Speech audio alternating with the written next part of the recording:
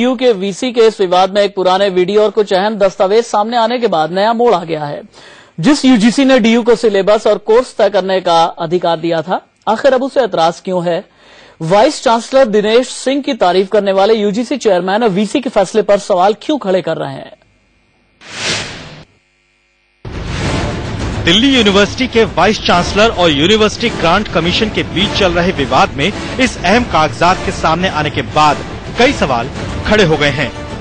सबसे पहले देखिए इंडिया न्यूज को मिले इस अहम कागजात में क्या है। देखिए, ये वो चिट्ठी है जिसे यूजीसी के सचिव अखिलेश गुप्ता ने 1 मई 2013 को डीयू के वाइस चांसलर दिनेश सिंह को लिखी थी। इस चिट्ठी में साफ साफ लिखा है कि डिग्री और ऑनर्स के लिए दिल्ली विश्वविद्यालय के प्रस्ताव की इस दफ्तर में पड़ताल की गई और ये फैसला लिया गया कि विश्वविद्यालय उनके नाम खुद तय करे, जो कि यूजीसी के नियमों के मुताबिक हो।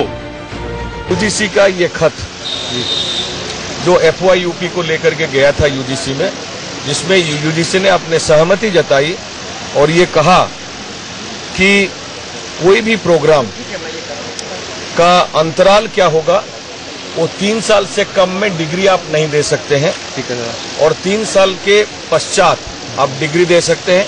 वो 4 साल का भी हो सकता है और कितने साल का होगा कोर्स टू कोर्स के ऊपर वो डिपेंड करता है और यूनिवर्सिटी टू यूनिवर्सिटी के ऊपर डिपेंड करता है। तो इसलिए ये जो कहा जा रहा है कि नेशनल पॉलिसी है।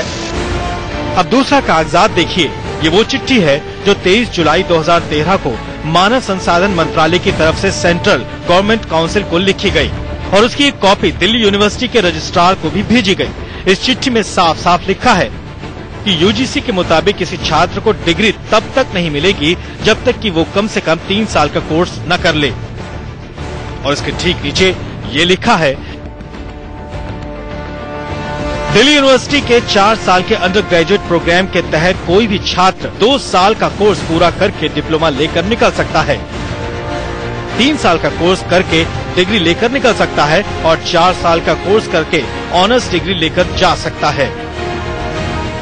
इसलिए यूनिवर्सिटी का 4 साल का अंडर ग्रेजुएट प्रोग्राम यूजीसी के नियमों के मुताबिक है।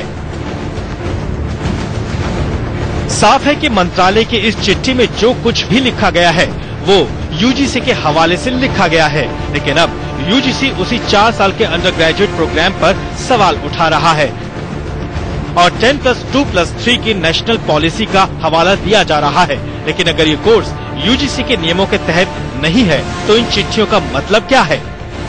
MHRD जो under oath ministry of HRD high court के समक्ष एक एफिडेविट फाइल कर रही है, उसका क्या सेंटिटी है?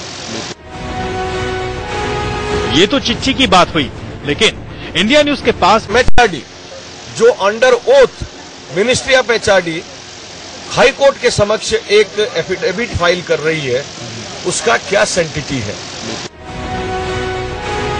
ये तो चिट्ठी की बात हुई, लेकिन इंडिया न्यूज के पास यूजीसी के चेयरमैन वेद प्रकाश का वो पुराना बयान भी है जिसमें वो दिल्ली यूनिवर्सिटी के वाइस चांसलर दिनेश सिंह की तारीफ में कसीदे पढ़ रहे हैं।